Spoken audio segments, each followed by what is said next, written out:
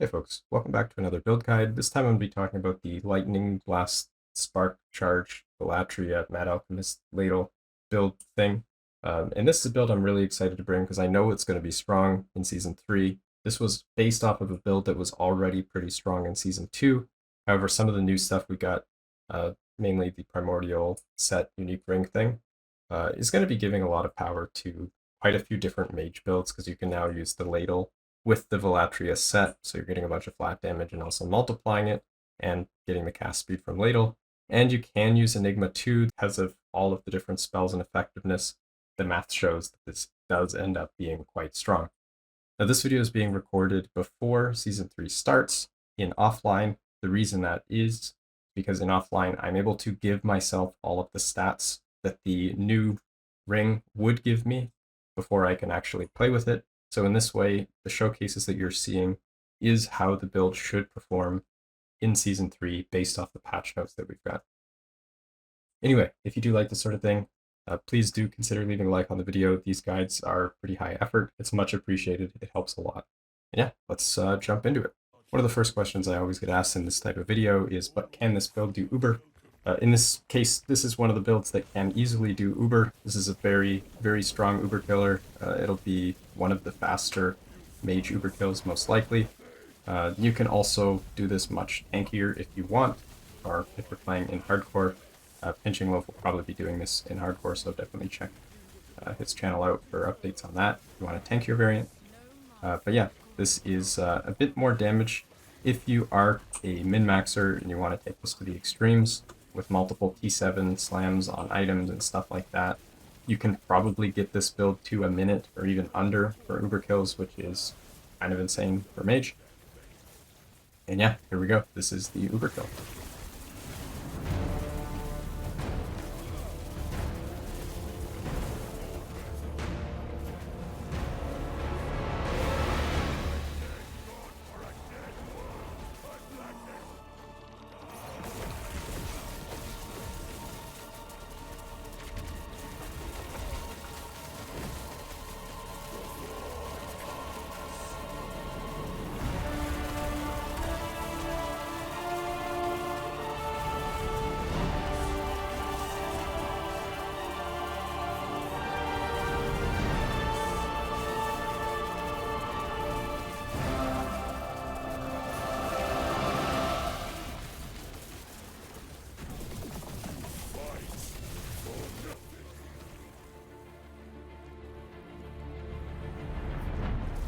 I also wanted to quickly showcase what a tanky version of the build might look like.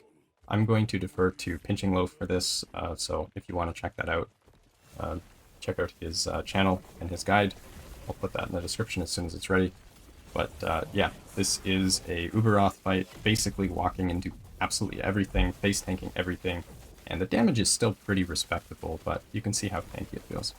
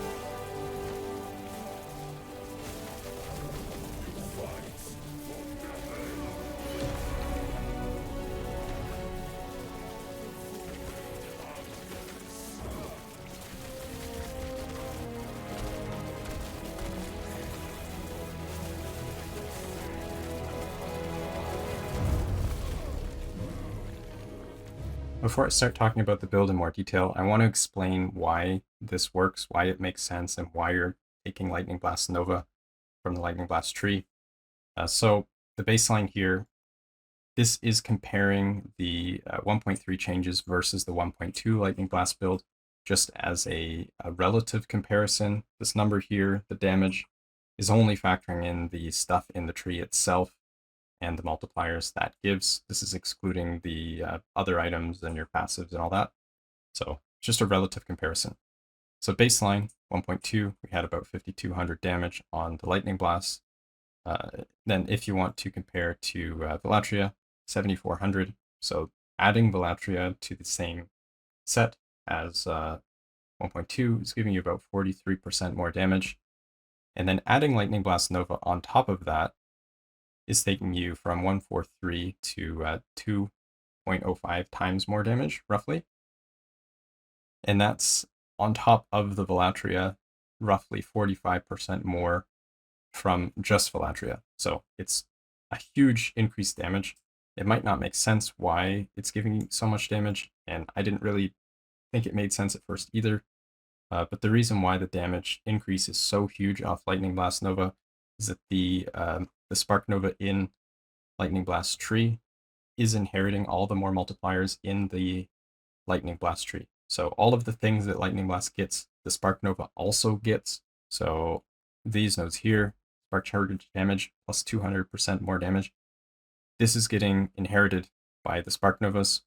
It seems like the chance does not get inherited. That might be a bug, I'm not sure. But from my testing, I believe this is not. If for whatever reason it is, then the damage is even higher than my math. And then this more damage here is getting inherited. This one here is getting inherited. So overall, that's why the damage is so big. All of these extra flat from Vilatria and then the Spark Nova on top of that. And this math here doesn't even account for the belt. So the belt here giving you a bunch of smites. Those are also spells, so they're getting all the flat damage. They're also applying spark charges. You're getting a bunch of damage from that too, not even factored in. So yeah, that's how we arrived. So let's jump into the rest of the guide. The stats here is roughly what you can expect from the late game planner that I'm going to be providing. There will be variants in the planner link, so check them out as you progress. But this is roughly the modest late game with some pretty good gear, but not fully min-max. The reason why I was showing the in-game stats is because the Max Roll Planner has not yet been updated to account for the stats that this ring will give you. So I have 2 complete sets. It's giving you plus 10 all attribute, up to 10% all res, and 2 all skills. Planners are not accounting, but this should be updated pretty soon. So hopefully by the time you see this, this will be updated. But anyway, let's talk a little bit about the gear. So the first thing is you're using 2 sets with this build, and you're doing that with the new unique primordial ring. So you can only use 1 primordial in your gear set. This is the one that we're using. It lets you get the +1 spell lightning per 2 int while using the ladle and enigma. Before you couldn't do that. And we're also getting 1 extra skill level, which goes a long way in this build, by using the Fairbore set as well. This is a sealed T3 affix, can be T1, doesn't really matter. You can even have it on the item itself, or just use the set ring. But yeah, these are the 2 sets we're using. So starting with the helmet, you can use the set piece itself early on, the Vilatria set, but ideally you are going to want something like this that gives you mana, maybe some armor. If you want, you can do Crit Avoid Helm or whatever. There's a few options, but you just want the Vilatria set bonus. You want int.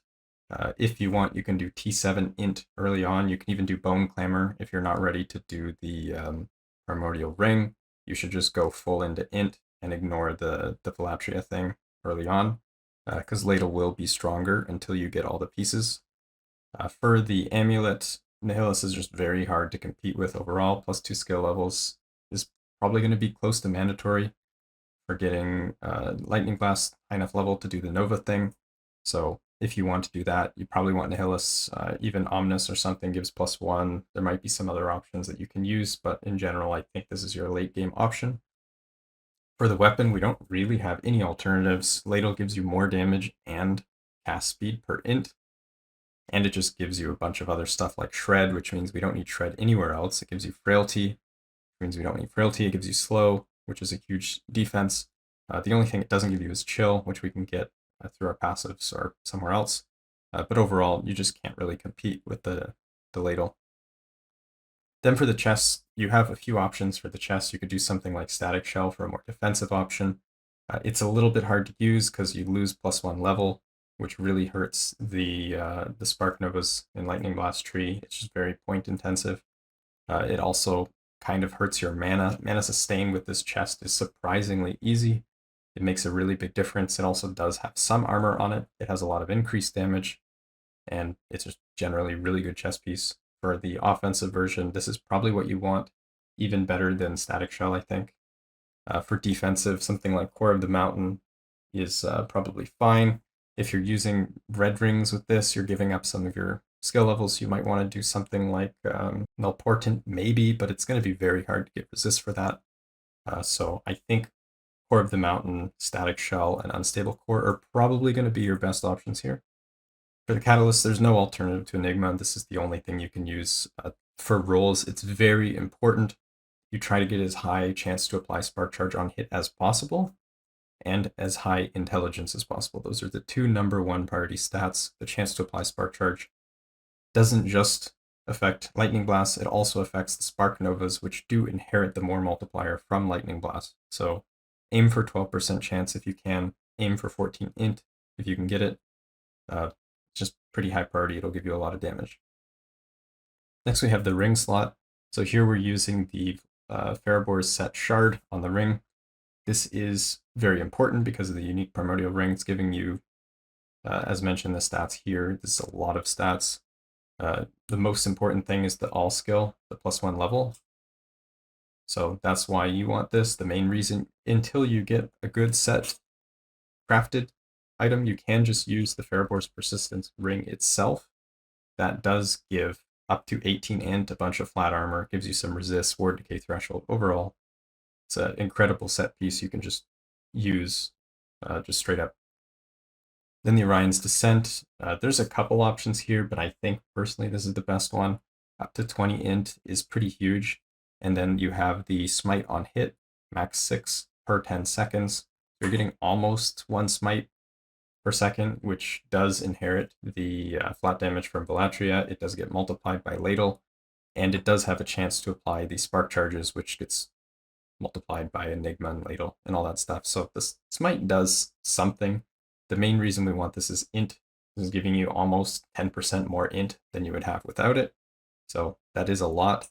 The alternative would be the Champion Affix, which gives 4 Lightning Blast chains. That gives you 2 extra hits, which would be effectively like 20% more damage, kind of. But the int just gives you ward retention, cast speed, flat damage on multiple things. Int is just too good. So I think this is the only option here. Then this is the only ring that you can use here. You need to use the Primordial Ring for Vilatria set to work. It's just generally really strong. I think a lot of mage builds are going to be using this. Then we have the Grasp of the Blood Mage. The main reason you're using this is for the spell crit chance. This goes a long way. It also does give you a bit of leech, and it gives you a stagger on damage taken. So the stagger is good because you have pretty strong sustain. It means you take a big hit.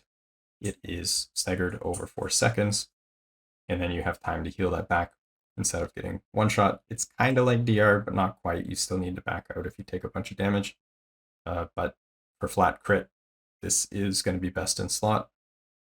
Then we have the boots. Boots, you have a few options. You can use Foot of the Mountain. That will give you a bunch of attributes. It will give you minus mana if you're standing still. You don't really need the minus mana. Mana sustain's pretty good with this setup. Then the other option is Blood of the Exile, which will be a little bit tankier because it has strength, giving you more armor. The reason why I'm using Talfoon here over Blood of the Exile is because of the nerf. They removed 4 int from Blood of the Exile, so Talfoon now has more. And the only thing we really care about on the strength is the armor, and for the dex, it's tiny amount of dodge. I think the +4 int is probably worth taking Talfoons. And then the Relic slot, it has to be Twisted Heart.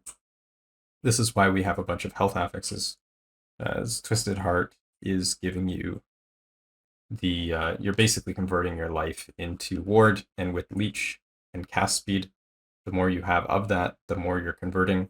So this is quite strong. Priority affix on this is going to be the conversion stat here. Increased health is also important in cast speed, but the main thing here is the conversion. You want to get 8% if you can. Then moving over to idols, you have a lot of different options. You can do lightning crit on the 3x1 idols. So if you're not at crit cap, you can use those. It's up to 40% lightning crit. It can give you mana if you need mana, ward per second if you need that. But of all the different tests that I did, this is what gave the most damage. Would be something like this. With the changes to Weaver idol crafting, these might be realistic to make. Maybe. This is only a single T7 affix. You can technically get more. So I think this should be possible. But yeah, these just overall gave the most damage. I tried different ones. I tried the cast speed 3x1s, and these just ended up doing a lot more for my DPS. The math seems to check out on it, so that's what we have. 4 of these is the best configuration I found, and then whatever resists you're missing, you can fill out through your idols as well. So something like this, the pen idols were slightly nerfed, but they're still probably not terrible. So this is what setup you can use. The 4x1s overall are generally not super great for this setup, but if you're using 3x1s, flat spell is quite strong because you're adding all of it and multiplying it. So if you can get that, aim for the flat spell as well. And then anything that says over 300 max mana, those are generally quite strong. Then for blessings, crit multi, I think is the only real option here. All res, it's going to go a long way with getting your res maxed. In Last Epoch, you don't technically need resist max. The way it works in Last Epoch is if you're missing 10 res, you take 10% more damage. It's not the end of the world. Then you have flat armor and increased armor. These are very strong for defense, especially if you're using static shell. But overall, I wouldn't want to skip on these. You can swap out if you really need resist. Like early on, you can do resist instead, but these are quite strong. And then shred. It is pretty hard to get shred somewhere else. The alternatives here would be something like mana or lightning damage, but because it's very hard to get shred, we just take shred here. You could get shred on Fire Aura with Spellblade, but I think this is easier and lower cost. Next, moving over to passives, you have some different options here, but I think in general, this is probably the best setup. So int, obviously you want int, then you need an extra point to make it here. So you can either take some mana health, you can take damage, or you can take point here. Doesn't really matter. The main thing is you want the cast speed here. Cast speed is really good. You want ward retention. This is also really good. You could take more health and mana over ward retention because health does give you more ward because it's getting converted. So it's not a total waste. Mana helps with your sustain. If you don't feel like you have enough of a mana pool, you could do this. I think ward retention is better. Then over the Runemaster tree, you could take cast speed here if you want more cast speed. It's not terrible, but in general, I think the DR nodes, these are really good, especially if you benefit from health, which we do. So taking 8 out of 8 here, I think, is basically mandatory. Then we have int here, ward gain per direct spell cast. That's not a terrible amount of spells. Ward gain with how much we're casting. So this is not bad. Then we have int with catalyst and crit reduction. It's a very strong node. We have crit multi with a wand. This is also a very strong node. You want that. We have more damage, doubled if you have an active raw rune, which you will, because we're using cold, fire, cold. So you'll always be getting 2% more damage per point here, which is not bad. You can drop a few if there's something else really important. Then we have int and cooldown recovery. So cooldown recovery is not that important for this build, but int in general is just really strong. If you really need points, you could drop a couple from some of the extra int nodes, but you probably don't want to. Then we have a 1-pointer here. That's giving you 10 flat for free. For 1 point, it's quite strong. Then we have flat spell damage and more damage with ward gain against bosses. Just generally, these are very strong nodes. We also have Jagged Veil here. It gives you more damage. Unfortunately, this is bugged. I'm pretty sure it's still bugged. This might change. Maybe EHD fixes this. If that's the case, then you really want this. The build is basically missing out on 20% more damage we just don't have because this node is bugged. So let's hope that this gets fixed, and if it does, you see it in the patch notes. Take these points. Then we have the Sorc tree. So these nodes here are very strong. They give you move speed, they give you a lot of cast speed, and a lot of spell damage. Early on, these nodes will carry you damage-wise. Makes a big difference. Then this is where most of our crit chance comes from. You really want these nodes very strong. This is where you get your chill. We're getting more damage against chilled enemies because of the frost wall. Chill is also basically a defensive layer, so this one pointer is good. If you have chill somewhere else, you don't need this. Then we take lightning damage just to get to the leech and pen. We already have leech, so we don't technically need this, but the pen is pretty good damage. So 3% pen per point is actually not bad. We have probably like 40-ish pen with shock and whatever. So 3% is not quite 3% more damage, but it's probably like 2 point something% more damage. So still quite good. Then in the Spellblade tree, you have a few options here. I took all of the int. You can also path for more int here, but it's going to cost you 2 points to get there, so it might not be worth it. I just took a more damage here, so this cost me 6 points. Basically, this one's not completely wasted, but for 6 points, I get 6% more damage. I think that this is not worth it if you have anything else valuable. Take these points out and use them. Then moving over to the skills, so we have Frostwall here. Frostwall is a damage multiplier. We have damage buff to chilled enemies. That's why we need chill. This is really good. You want duration, so it lasts longer. While you're fighting bosses, you're just going to drop this on bosses for more damage. If you need a cleanse, you can drop this on yourself and walk through it. So this will cleanse whatever ailments you have. This is pretty strong too. You're getting a little bit of haste and frenzy. If you want more points, you could do this, but it is kind of a pain to be going through the wall while you're also putting it on bosses. Then we have fire. This needs to be converted to fire because of Runic Invocation. You want cold, fire, cold for Rare Winds Frostguard. That gives you a crazy amount of ward. This is super high priority. You really want this. Then you have a little bit of extra ward gain up here, and you have some Lightning Blast casting here for a little bit of extra damage. Not a whole lot, but if you have the points, might as well. Then we have Flame Ward. This is converted to cold because, again, the Runic Invocation with Immutable Order, you need cold, fire, cold. So Flame Ward will be our cold. We want duration, and then we have the DR nodes here, very powerful. We want these. Then you go up here, you get an extra charge. This just helps you with uptime, so you make sure you have it when you need it. You can just use it in emergencies. Then we have Runebolt. So Runebolt is our mana generator. With Unstable Core, you don't really need mana generator unless you're spamming a lot. For echoes or most bosses, this will not even be a concern. But if you are, you will want this for mana sustain. It helps on Uber. You can use this while it's in the DR phase, like it's basically immune to damage. Recover mana to full. We need to convert it to cold so that the cold, fire, cold works. This will be our first spell or third, up to you. Runeweave is quite strong, so you get the buff. It gives you mana regen, mana spent gained is ward. And then if you have this here, it's giving you a more damage. So ideally, when you're fighting bosses, you want to just tap this every 3 seconds or so, just to make sure you keep Runeweave up. It's not necessary, but it is extra damage, so you might as well. It's not bad.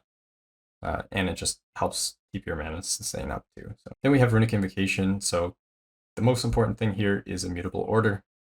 This means that when you have cold, fire, cold on your bar in that order, you will always get Raywin's Frostguard, which is giving you a bunch of ward per intelligence. So this is huge, huge free ward sustain. You really want this.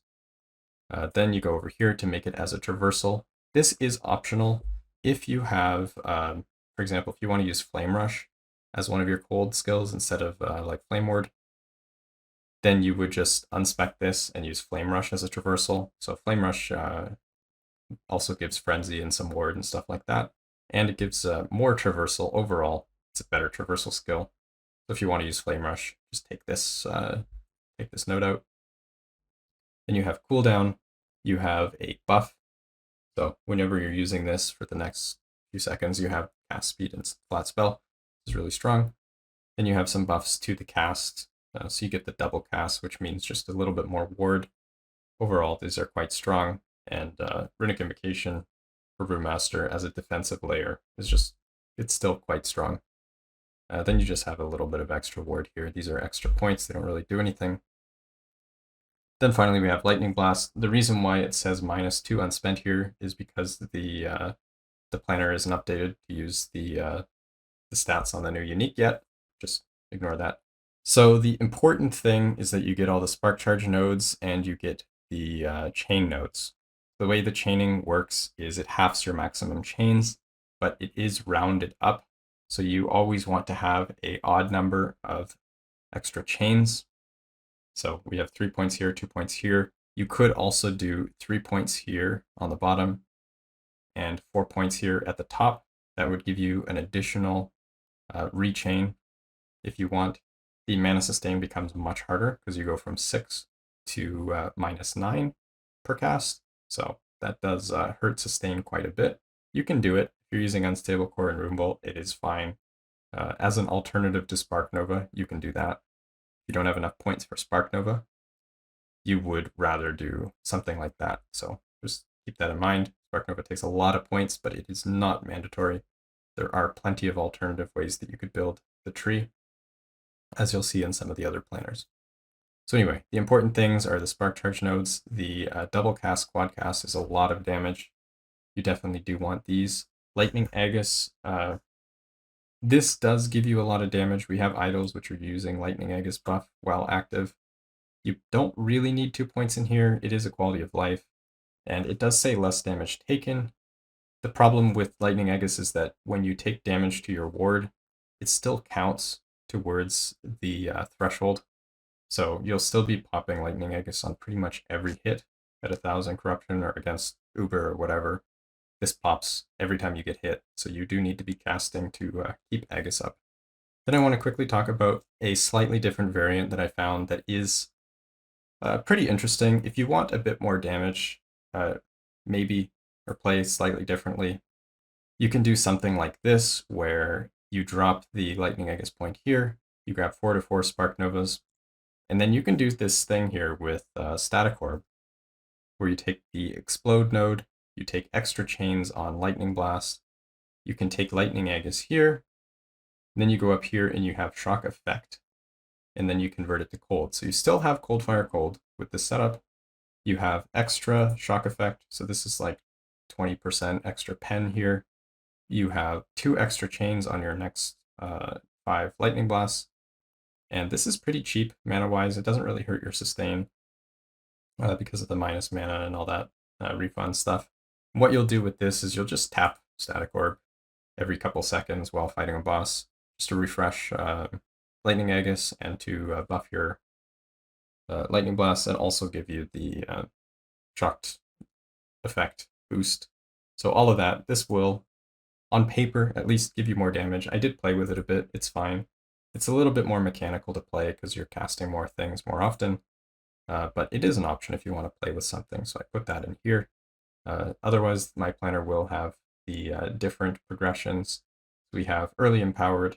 This will be like with exalted items and non-LP, something like this. You're just filling out resistant idols. Early on, this will be good. You don't need Enigma to start playing with Spark Charges. It's fine without it. Base damage is high. You just need to get a bunch of flat damage to make it feel good. Once you start pushing Corruption, this will not be sufficient anymore. Then you want to progress towards something like this with 1 slam on each item. This is what you'll be going towards early on. Even if your resists are not capped and your defenses aren't great, this will feel amazing, like very strong, until probably past 500 corruption. So this will carry you pretty much all the way to Uber. And then you have the late game. This is the showcase I was going over. There's the 2 LP slams, except the easy to get items here, and yeah, so you can play around with that. And we have Aspirational, which is kind of crazy stuff. I also wanted to quickly include some details on how to play the build in case you're curious. So there isn't really a whole lot to it. The main thing that you need to know is that this is a Runemaster build, so your Runic Invocation is very important. You can see here, Cold Fire Cold is Frostguard, getting a bunch of ward for int. We also have our Runic Invocation as our Traversal. You can see it moves us, and it also gives us a stupid amount of ward. This is great. But the important thing is that you need Cold Fire Cold. The way this works is through immutable order. It's based on the order of things on your skill bar. So if you're not getting Cold Fire Cold, you won't be getting Frostguard, you won't be getting the ward from that. This is very important. You need to have Cold Fire Cold, and your Runebolt is going to be your cold. This is spec'd into cold, this is spec'd into cold, and this is spec'd into fire. So that's very important for Runic Invocation. The next thing is your Runebolt. So Runebolt is giving you damage. That's a big thing here. The main thing you need to care about is you're using it to get damage. You can see here we have 3 stacks. It falls off after 3 seconds. If you just use another one, you get more. On boss, you want more damage, you want this up. And it also gives you mana regen. So if you're burning all your mana, you can see here we're recovering it back very quickly. So this is a damage buff, and it is mana regen. The next thing is Frostbolt. So Frostbolt does 2 things for this build. It does give you a bit of damage itself when it shoots lightning blasts, but the main thing is here it's applying the Brand of Trespass, which is giving us a bunch of more damage, and it's also giving us chill damage against chilled enemies, so we get even more. So this increases our damage a lot. You want to make sure that you're putting this on bosses for more damage. It also has a cleanse, so when you put it down and you walk through it, if you had any debuffs at that point, you would get cleansed. And if you have the nodes that give haste and frenzy, it's also giving you on first pass through. So if you're ever dying to some debuff, just put this down, drop it on yourself, and then you'll cleanse. The next thing is Flame Ward. This is purely a defense. It also gives a little bit of ward. You can see there we got a bit of a ward boost. If you're taking a bunch of damage, or if you're about to take a really big hit, you see some slam coming from a boss, you preemptively use Flame Ward to tank it. This is a huge, huge defensive buff. You see there's DR built into it, less damage taken, and in the tree we have even more. So if there's some hit that might kill you, always use Flame Ward first. Have this ready. Don't waste all your stacks just using them all the time, just randomly. You want to save this for a really big hit. And finally, Lightning Blast. This is just your main skill. You can hold down your attack and move at the same time while you're in echoes or something, and you kind of attack while moving.